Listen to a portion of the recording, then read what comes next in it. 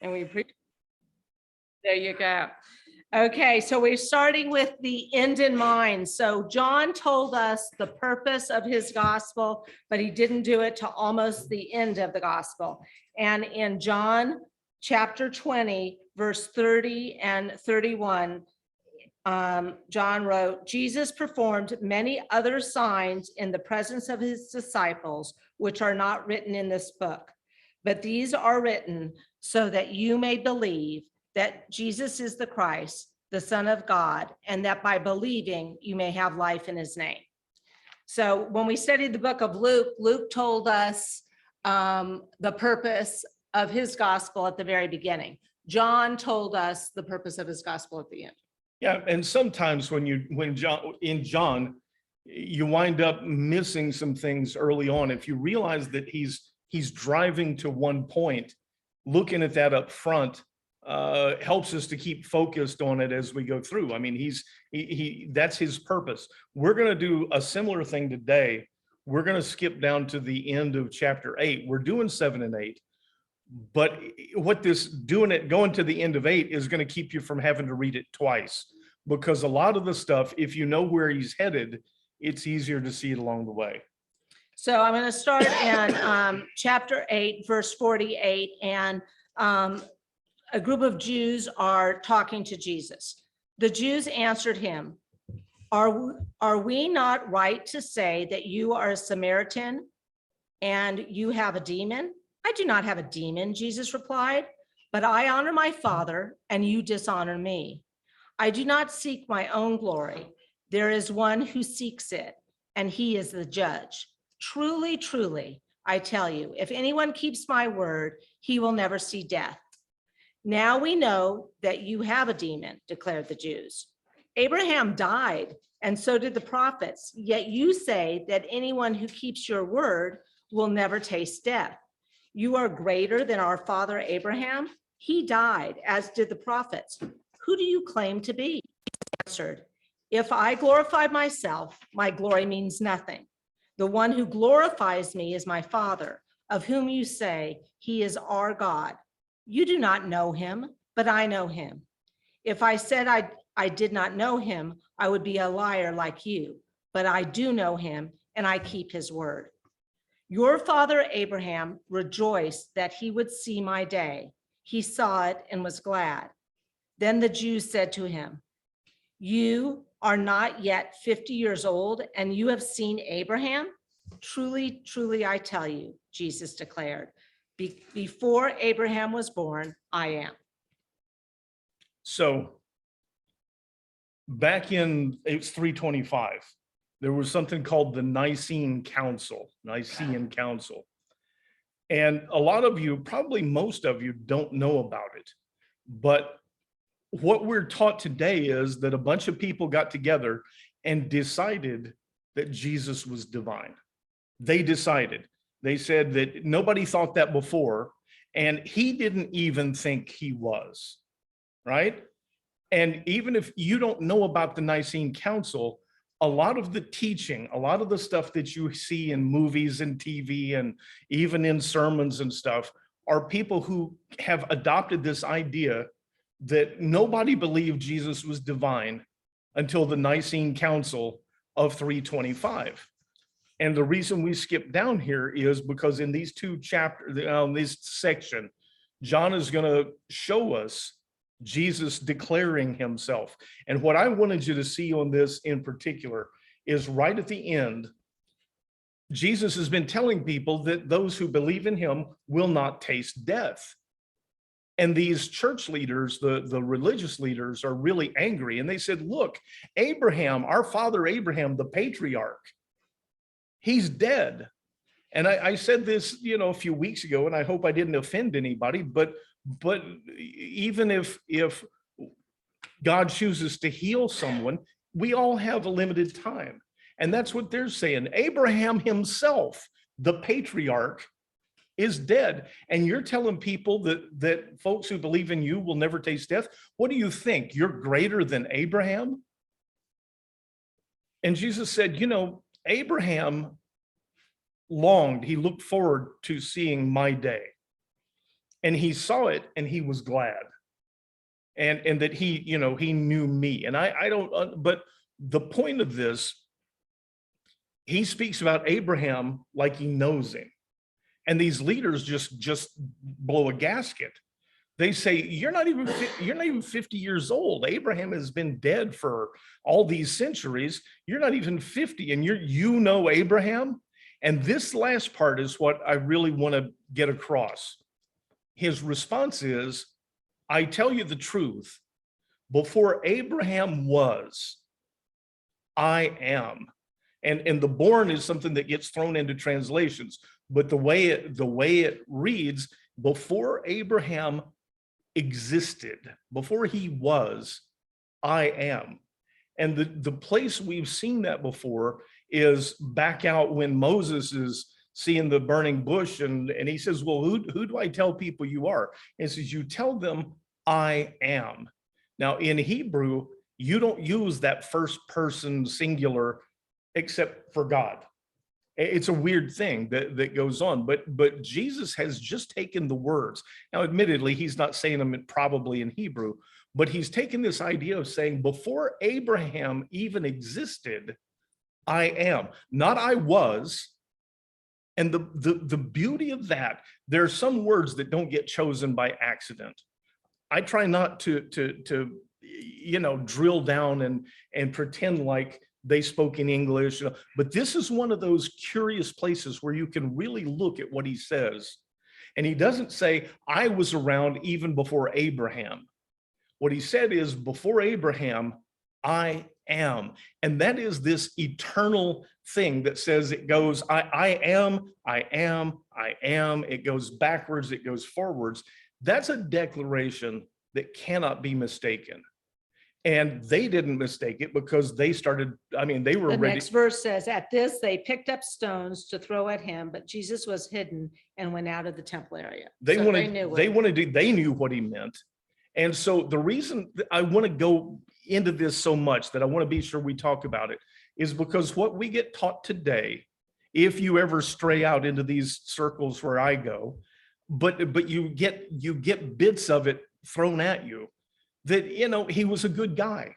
He was another prophet like Abraham, like the others. There are all these stories, but within Christian circles, this Nicene Council, people will tell you, oh yeah, no, they made that up in the year 325, that he was divine. But if you put any stock at all in what John writes, Jesus told them then, I am. Before even Abraham, I am. That's a huge declaration. And we wanted to hit it first because now when we go back to 7, you're going to see some things woven into 7 and 8 that it may help to keep that in mind. So I'm going to go back to chapter 7, verse 1. Yes. Before we go there, can you get us a little background of John? Who's writing this? Well, John is writing it. John was believed to be the youngest disciple, and he's also believed to be the last living disciple. He was the only disciple supposedly that died of natural causes. He probably wrote this 40 years after. But I know what Gene is asking. So I can only tell you what I believe. There are a whole bunch of people that just like they like to say that nobody believed Jesus was divine. They like to say John didn't really write this. And then they talk about how late it was written. Well, they don't know that. John probably wrote this all along the way. And as he got very old, compiled a lot of his stuff and put it out, and that got circulated to the churches. I believe that John himself wrote this. Did he have a scribe at the end when he's pulling it together? Maybe. But I believe these are his. And people will argue with me, just like people will argue that the Nicene Council established that he was divine. I think it's clear that's not true, that obviously Jesus himself believed it. But did John author it? I believe that to be true. I really, really do. And it is, it's those things. I can't give you better than that. I can tell you what I'm convinced of. Okay, after this, chapter 7, after this, Jesus traveled throughout Galilee. He did not want to travel to Judea because the Jews there were trying to kill him. However, the Jewish feast of tabernacles was near. So Jesus's brothers said to him, leave here and go to Judea so that your disciples there may see the works you are doing. For no one who wants to be known publicly acts in secret. Since you are doing these things, show yourself to the world, for even his own brothers did not believe him.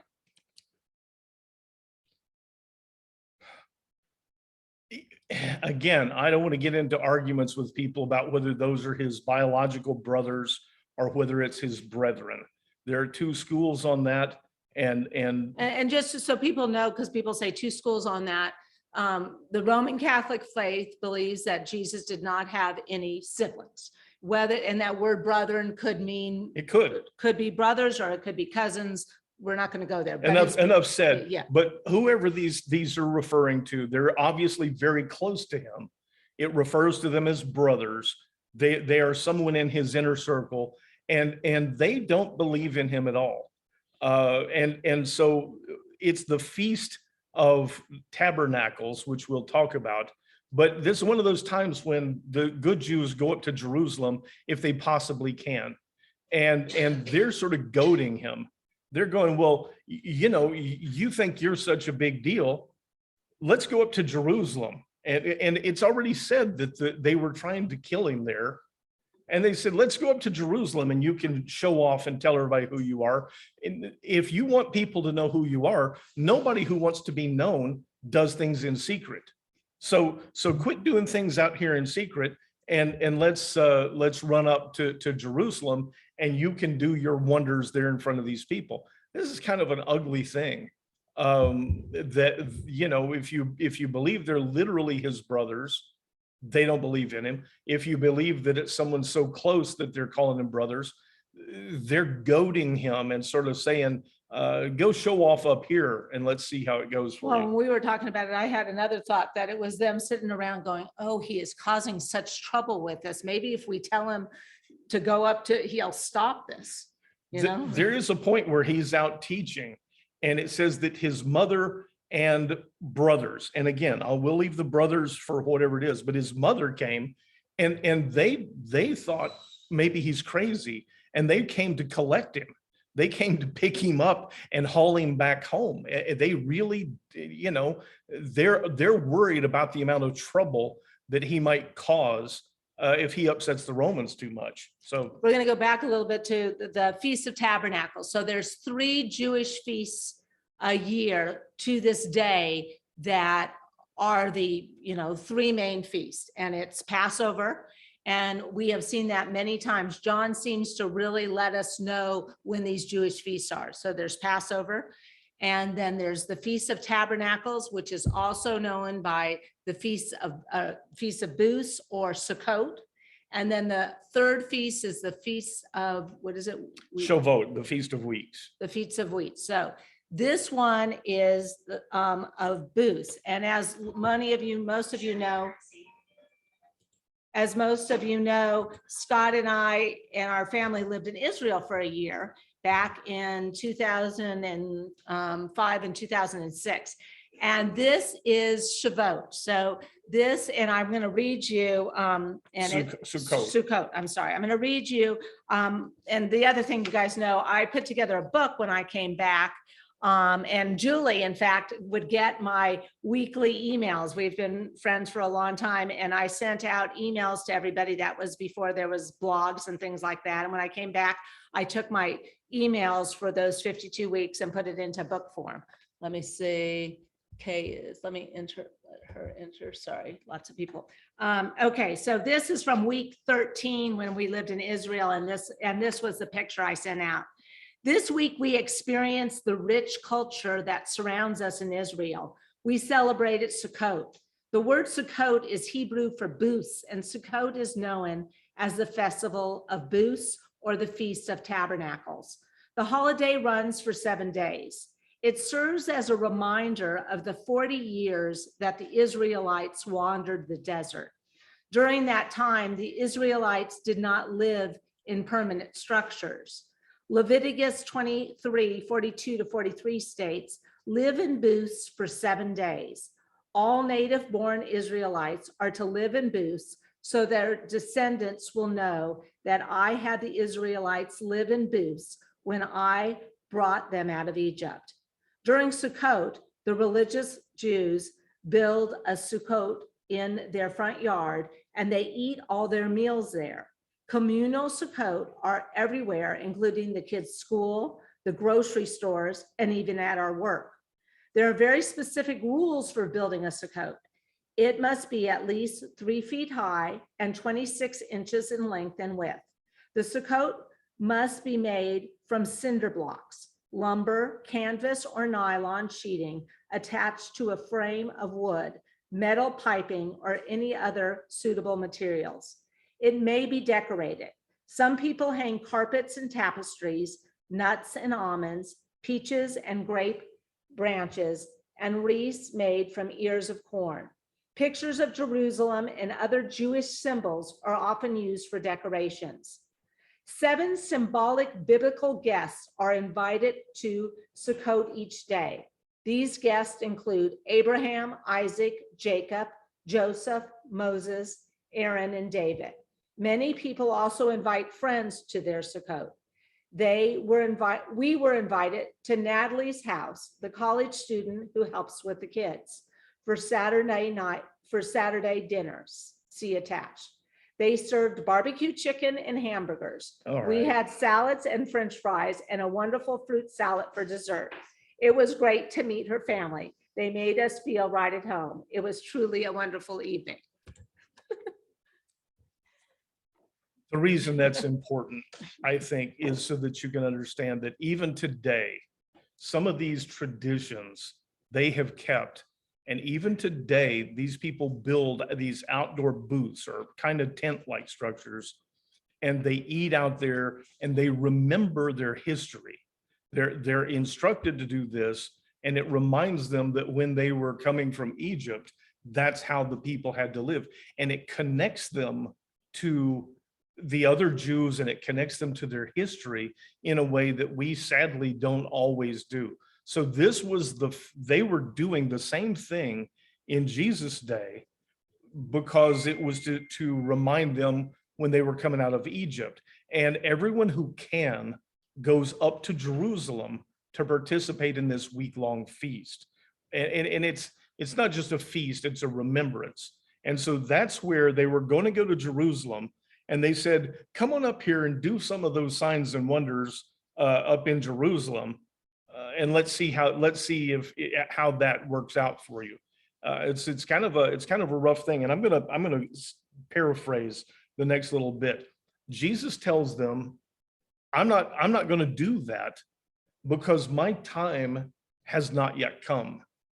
Now, there's going to be a time when he goes up to Jerusalem specifically as a sacrifice. He's going there to die, but this isn't his time. And he knows they're looking to kill him. And so he says, I'm not going to go with you and do this.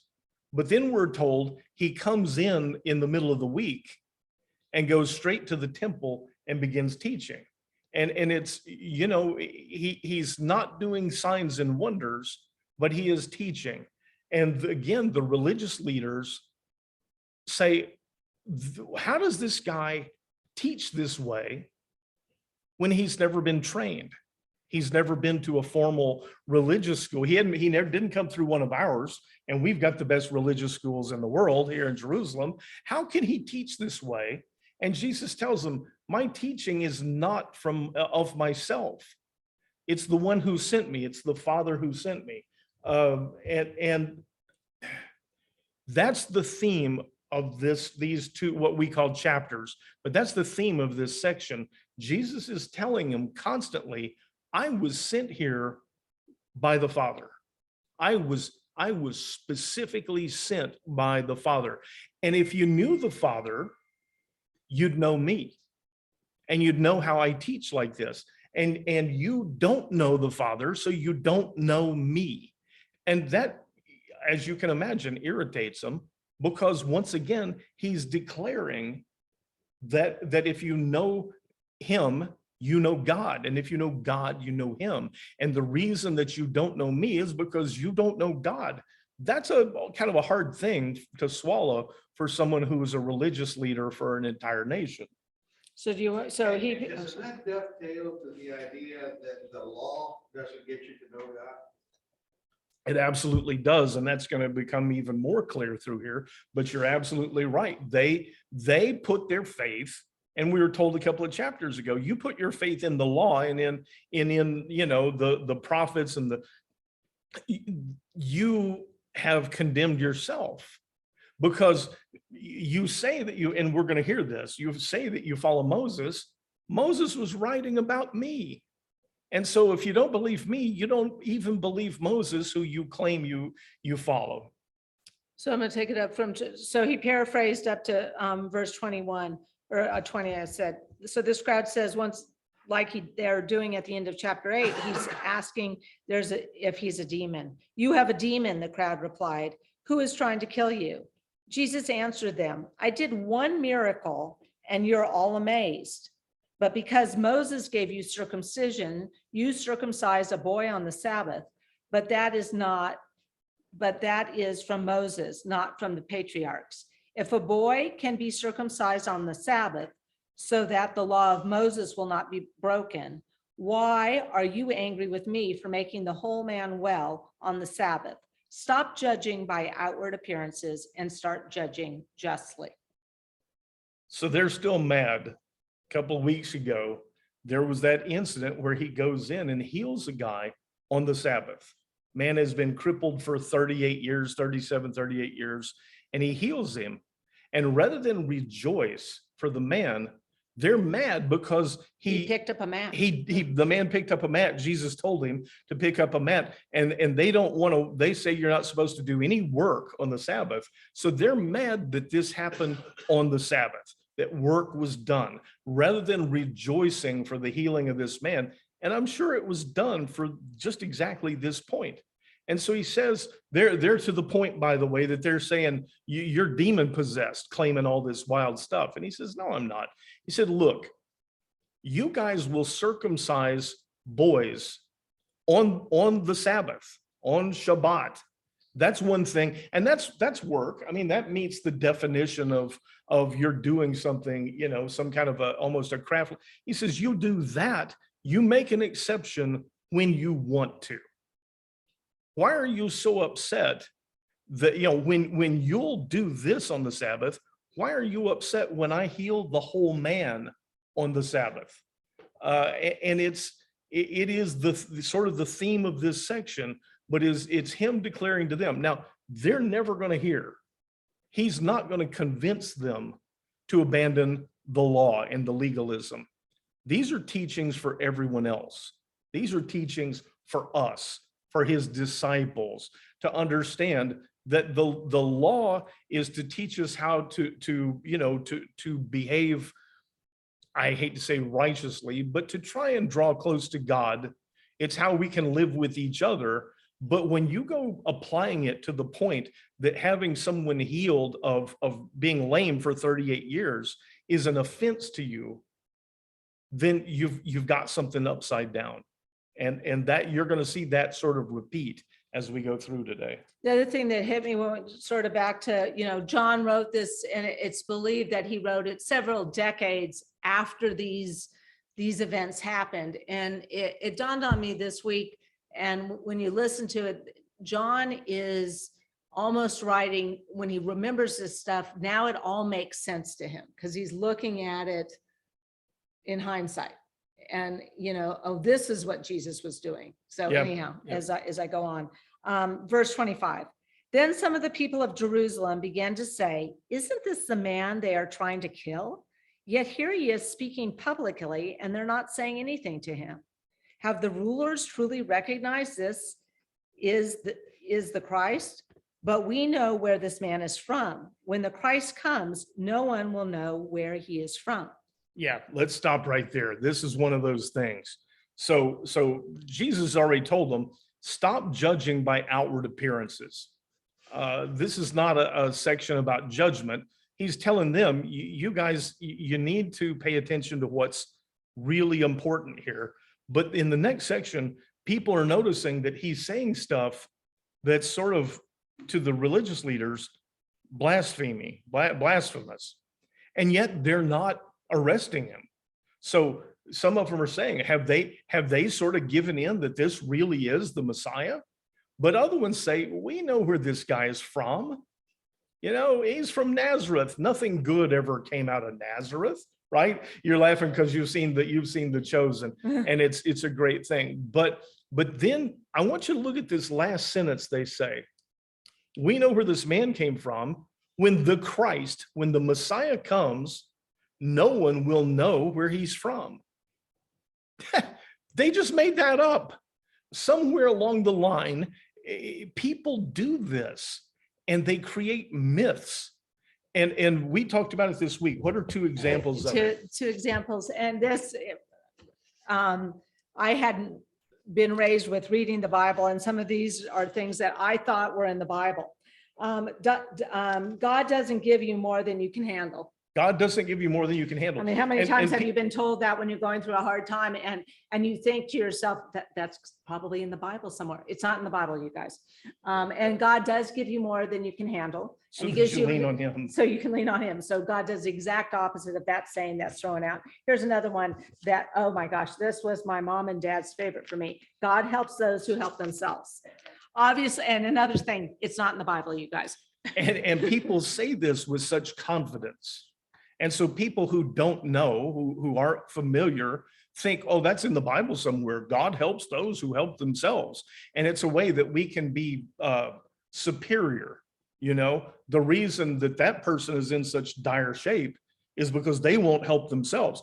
God helps those who helps themselves. And people get to strut around and say, look, you know, I mean, I'm the way I'm in better shape because God helps me because I help myself. It's not scripture. So these people, somewhere this myth has started that when the Messiah comes, nobody will know where he's from. And if in the Old Testament, it is prophesied time and time again that the Messiah will come from Bethlehem, from the line of David. The city of David, yeah. And so here they are trying to prove to everyone, this is not the Messiah because we know where he came from. He can't be, therefore he isn't. And that people do that today, and myths get created, and then they become, you know, ingrained like their truth. And it really keeps us from maybe getting that fullness, you know, what all of a sudden, I can't say the word, a life more abundant. It gets in the way of the life more abundant that we're promised because we're following myth. And this is just a prime example. Well, and so we keep hearing nothing good comes from Nazareth. Remember, Jesus grew up in Nazareth. He was born in Bethlehem. You know, going back to the story, Joseph had to leave Nazareth and go to his hometown to file himself for the census. And when he went there, Mary gave birth in Bethlehem. So no one asked Jesus, hey, were you actually, you're from Nazareth, were you born in Nazareth? I mean, if they'd actually asked him, he was born in Bethlehem. And so he was exactly what the scripture said. We listened to an unusual or a fun sermon this weekend. Someone said, you know, why did God do that? Why didn't God have Jesus grow up in Bethlehem so everybody would know he was the Messiah? You'd have to ask the second question. You know, he was born in Bethlehem and he was raised in Nazareth. If you're looking for a reason not to believe, you can go find one. So, okay, where am I? 28, Jesus. Okay, then Jesus, still teaching in the temple courts, cried out, you know me, and you know where I'm from. I have not come of my own accord, but he who sent me is true. You do not know him, but I know him because I am from him and he sent me. So they tried to seize him, but no one laid a hand on him because his hour had not yet come. Many in the crowd, however, believed in him and said, when the Christ comes, will he perform more signs than this man? When the Pharisees heard the crowd whispering these things about Jesus, they and the chief priests sent officers to arrest him. So Jesus said, I am with you only a little while longer, and then I am going to the one who sent me. You will look for me, but you will not find me. And where I am, you cannot come. At this, the Jews said to one another, where does he intend to go that we will not find him? Will he go where the Jews are dispersed among the Greeks and teach the Greeks? What does he mean by saying, you will look for me, but you will not find me? And where I am, you cannot come. So this is all part of this same thing of this section, is him absolutely declaring who he is. And he says, you know me, you know where I'm from, but I don't testify about myself. The one who sent me, the Father, God himself testifies about me and has the prophecies. And it just makes them, it enrages them that he's calling himself the Son of God. And there are people in the crowd who say things like, when the Messiah does come, is he going to do, greater things than what we're seeing here? Like this guy is pretty amazing, but still there are all these stories. Maybe he's the prophet. Moses said that there will be a prophet who will come and you need to listen to him. And that, I think, is John, whose job it was to go before him. Yeah, we call John the Baptist, but this is Jesus saying, this is who I am. And you see all these people speculating, maybe he's really somebody else. We're not ready to believe, but he's telling them. And so finally at the end, he says, I'm not going to be here. I'm not going to be with you much longer anyway. And then you're going to see, people will see that what I said was true, but I'm going to a place where you can't come. And this is one of those examples, Gene, you and I were talking right before class, of the truth being right in somebody's face and they can't see it or they won't see it. And he says, where I'm going, you can't come. And it just baffles them. What does that mean? Is he going? Because by this time, the Jews had been dispersed all over the world. It's what's called the diaspora. So what's he going to do? He's going to go out someplace among the Greeks where the Jews are spread out and teach Greeks? Because we clearly won't go there. So is that what he's saying? And they're just not getting it. What we're seeing is he's telling them the truth. He's declaring it, and they aren't getting it. They don't want to get it. And they're getting more and more angry, but the other thing that disturbs them is that there are people who are beginning to say, hey, maybe he's the real deal. And that threatens their power. That because they're in charge, they have total control.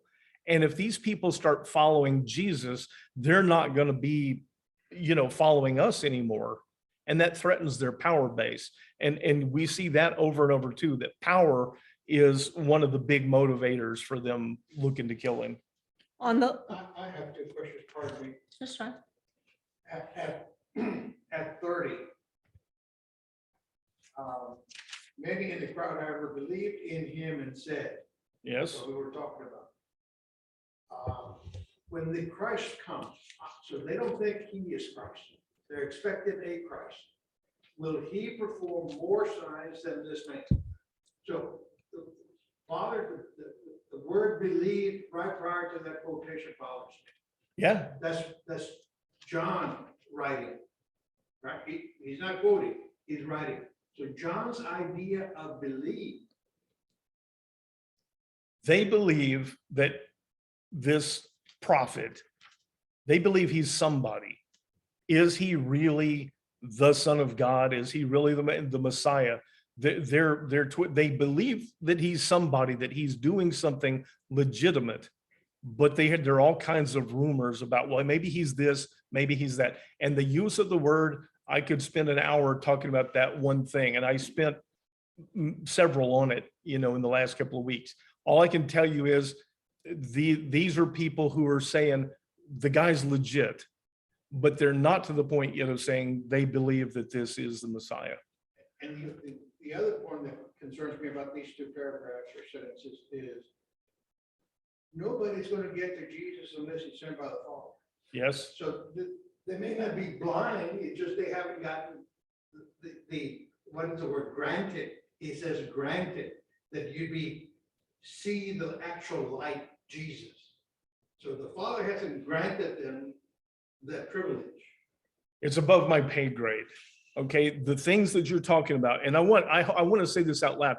Gene, you're asking questions that I mean, it's good that they trouble you, and they trouble me. But some of the stuff you're talking about is exactly what denominations are built around, is these specifics about, the mechanics of these things. Can you And believe if God hasn't, whether you're going to believe ahead of time, does God already know whether you're going to believe? I'm only going to spend like just another minute on this, because what you're talking about then is that predestination, that only certain people are selected to hear and believe. And this is definitely not the time to go into an in-depth thing. We can do that. But the point is, there are people who, for whatever reason, the truth is in front of them and they just simply refuse to see it. And there are probably, so a lot of human reasons why. What you're saying, I can't answer it. It's just beyond my ability. I want to comment on Gene's first point about the belief. My take is they did believe, and they were saying, well, is there going to be somebody who has more signs? Like this guy has already had plenty of signs. Oh, you could read it that way, is, yeah. no, I think what's, and I was trying to kind of get at that. They're leaving room for the possibility that this is the Messiah, because they said, could the Messiah do any more than he's already done? Yeah. This guy has showed us some pretty amazing stuff, but we also see that they're not as sure. They're confused at this point. It is a strange time. But what John is showing us, what I do want to get to, is that John is showing us that Jesus declares himself boldly to them. And it may be confusing, it may be hard to get to, but he's saying, this is who I am. And I was sent by my Father. And if you know my Father, you know me. I mean, that's what's important here. And a lot of these other little side paths, we can sit around and go to the student union and have long discussions into the night and everything. But I don't know that we solve them. But what we see from this is he absolutely is telling them who he is. I think that's pretty clear. Verse 37, on the last and the greatest day of the feast, Jesus stood up and called out in a loud voice, if anyone is thirsty, let him come to me and drink. Whoever believes in me, as the scripture has said, streams of living water will flow from within him. He was speaking about the Spirit, whom those who believed in him were later to receive, for the Spirit had not yet been given, because Jesus had not yet been glorified. First of all, I've tried to mention in the past that almost half of what we read in the New Testament is either a quote from the Old Testament or at least a direct reference. And the streams of living water is an Old Testament reference. But here he is again, talking about water and food and how you'll never be thirsty again. You'll never be hungry again. And we know that he's not saying that you'll never eat food. He's saying that there's an empty place in us that will be filled, and you'll never have that kind of thirst again. And it's another example of him telling them truth. But, we read, whoever has ears, let him hear. Whoever has eyes, let him see. People hear this truth, and they're looking for something mundane. They're looking to say, he's saying that I'll never have to eat food again. That's not what he's saying. On hearing these words, some of the people said, this is truly the prophet. Others declared, this is the Christ. But still others asked, how can the Christ come from Galilee? Doesn't the scripture say that the Christ will come from the line of David and from Bethlehem, the village where David lived? So there was a division in the crowd because of Jesus. Some of them wanted to seize him, but no one laid a hand on him. Then the officers returned to the chief priests and the Pharisees, who asked them, why didn't you bring him in? Never has anyone spoken like this man, the officers answered. Have you also been deceived? Replied the Pharisees. Have any of the rulers or Pharisees believed in him? But this crowd that does not know the law, they are under a curse. Nicodemus had gone to Jesus earlier, and who himself was one of them, asked, does your law convict a man without first hearing from him to determine what he has done? Aren't you from Galilee? They replied. Look into it, and you will see that no prophet comes from Galilee. Then each went to his own home. So here we go again. There are people in the crowd saying, this is the prophet. And the prophet, they know he's somebody, all right? They know what he's doing is special. But this prophet was one who was supposed to come and turn men's hearts, turn parents' hearts to their children and children's hearts to their father. It's about repentance. And we're told that John comes to teach people to repent, to prepare the way for Jesus. But they're still saying, oh, well, maybe he's the prophet that Moses talked about. And other people say, no, he's the Christ, he's the Messiah. They don't really know yet. And that's, I think, pretty natural. Then we have Nicodemus. Well, we'll get to that. Okay. But still others said, how can the Christ, how can the Messiah come from Galilee? And here we are again. We're told the prophecy said that the Messiah is going to come from David's line, and that's over around Bethlehem. And they say he can't be the Messiah, he can't be the Christ, because he didn't come from Bethlehem. And he did. And John is just showing us the confusion and how hung up people get on details. And a lot of the time, if they knew the details, they wouldn't even be hung up. But that's what he's showing us. And then it says the temple guards came out. The temple, the Jewish leadership, has their own police force. They have their own guards, and they want him picked up. We're told numerous times they want Jesus dead, but they're afraid of the crowds. They're afraid that the people will rise up against them. So rather than get their own hands dirty, they send out the temple guard.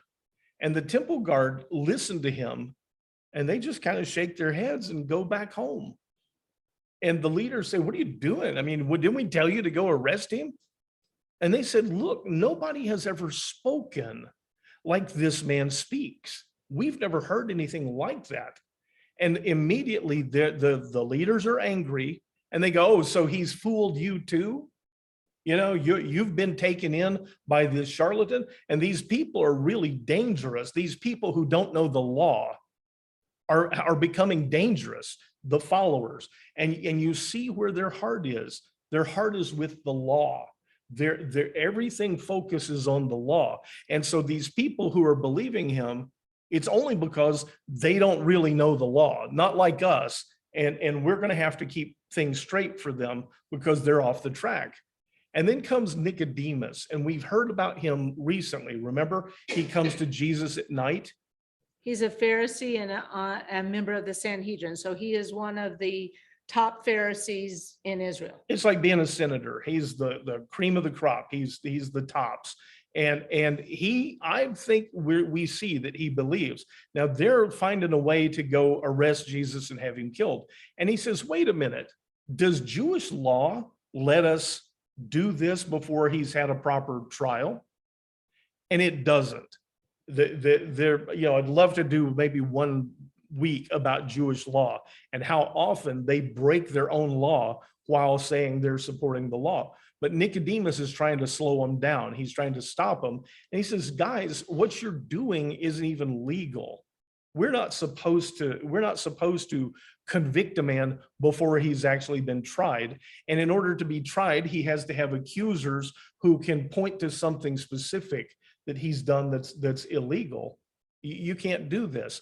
And they blow up at Nicodemus. And they said, haven't you read, don't you know you're supposed to be one of us. No prophet ever comes from Galilee. And once again, they're getting it that he isn't from Galilee. No prophet ever comes from Galilee. They say, are you a Galilean too? So it's a threat. They're saying he's an outsider. and unworthy. And I think the way you're talking, you're unworthy too. I think you may be a Galilean and that's why you're defending him. But they say, go look into the matter and you'll find that no prophet ever comes from Galilee. And this authoritarian idea of saying, you need to look into the facts before you go shooting off your mouth. And they haven't looked into the facts. He's not from Galilee. It's an amazing look at the way these kind of mob things are done. It doesn't really matter. And Jesus, though, please be sure and understand, he has come here to enrage them. He does everything he can to enrage them because when his time does come, he's going to go up to Jerusalem just like this, and they're going to take him and they're going to kill him. And he makes sure that happens. All of this is related and all of it is very much, it's not like this happens against his will. He makes sure that it happens. Chapter 8. But Jesus went to the Mount of Olives. Early in the morning, he went back into the temple courts. All the people came to him and he sat down to teach them. The scribes and the Pharisees, however, brought to him a woman caught in adultery.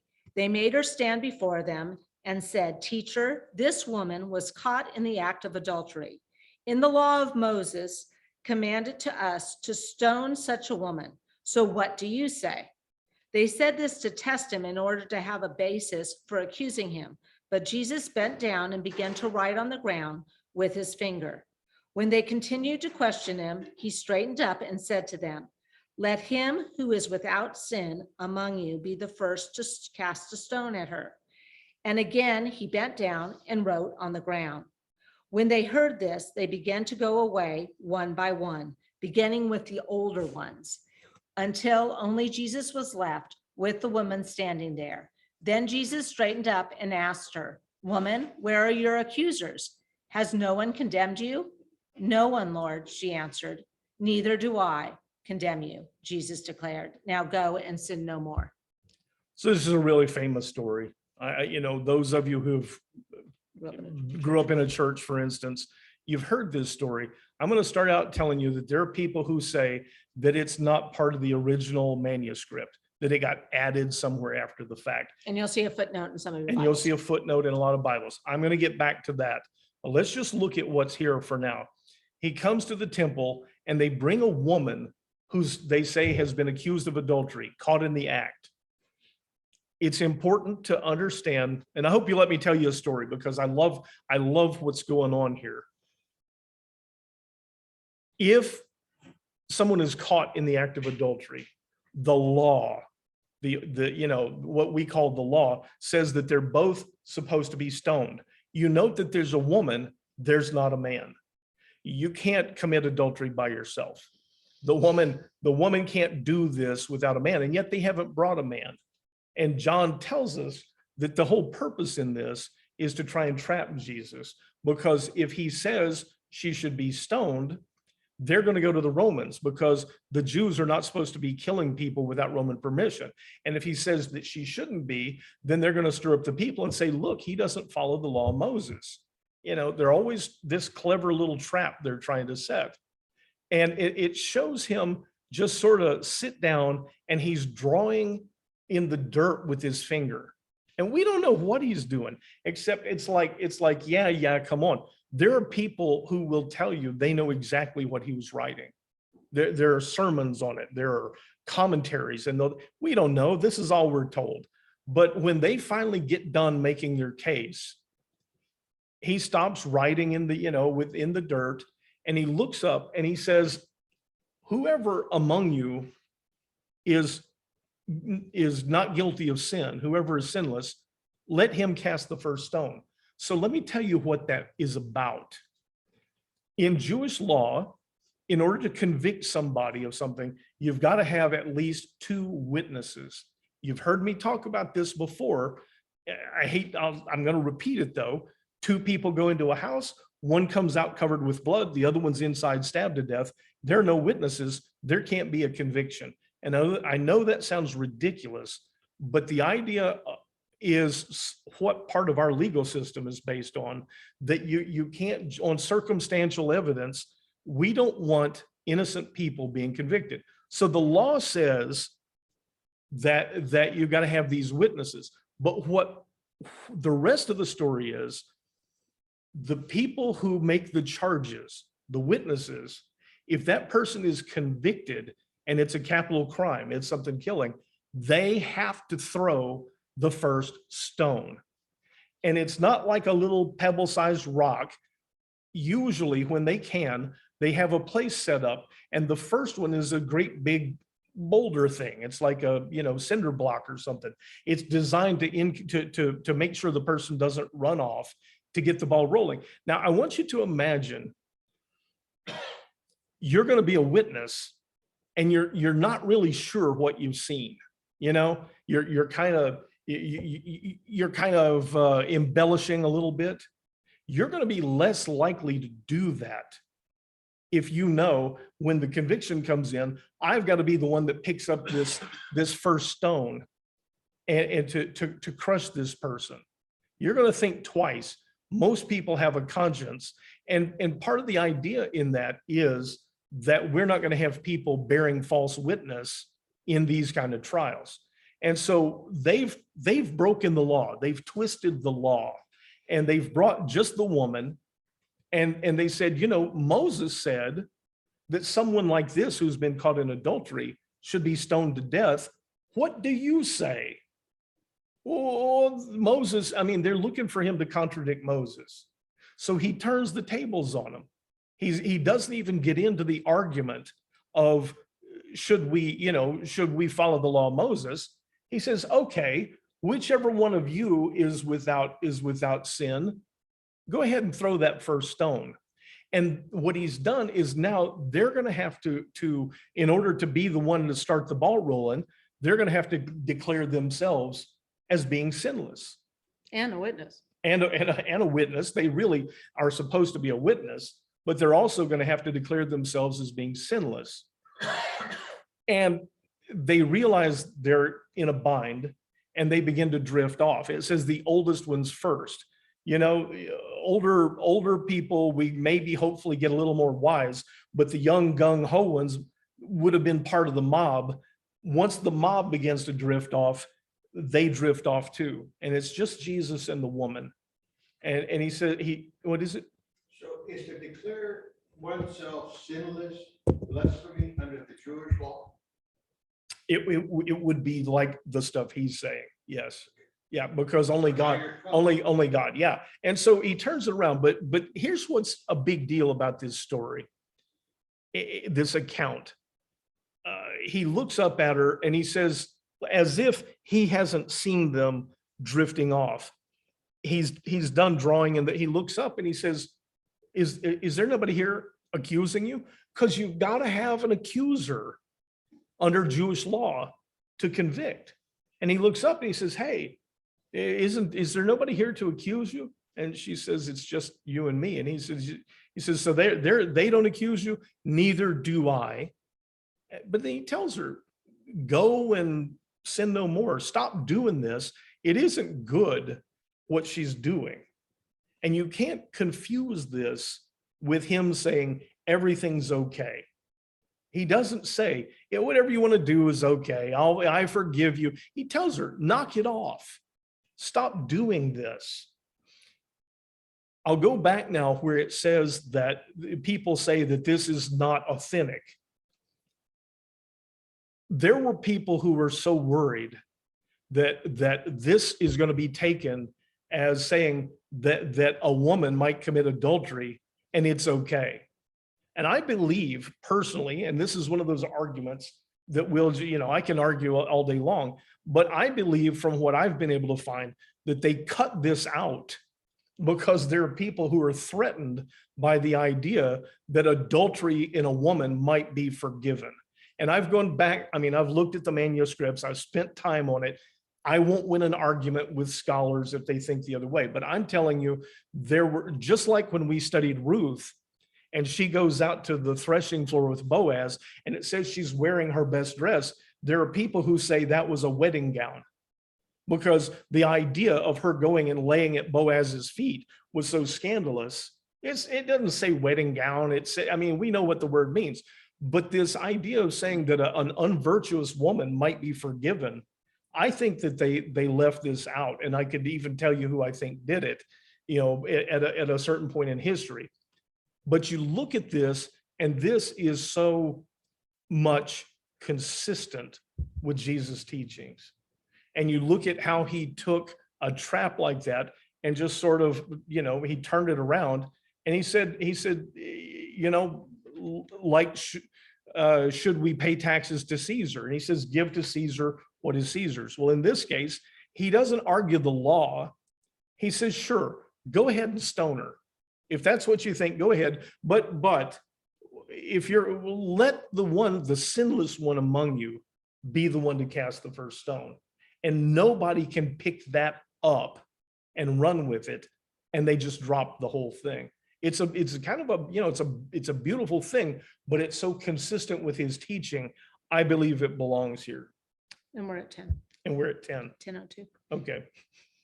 So if any of that, if you have questions, but So we'll take it up in the second part of 8 next week. God, we see in these words today a long plan for us, this concern for us, this ability that you've given for us to avoid condemnation. And we marvel at it. We thank you for it. And we thank you for the words left behind that give us the confidence that there's hope for us.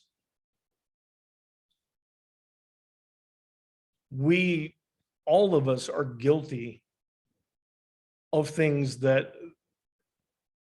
require forgiveness, that require you to say, I don't condemn you.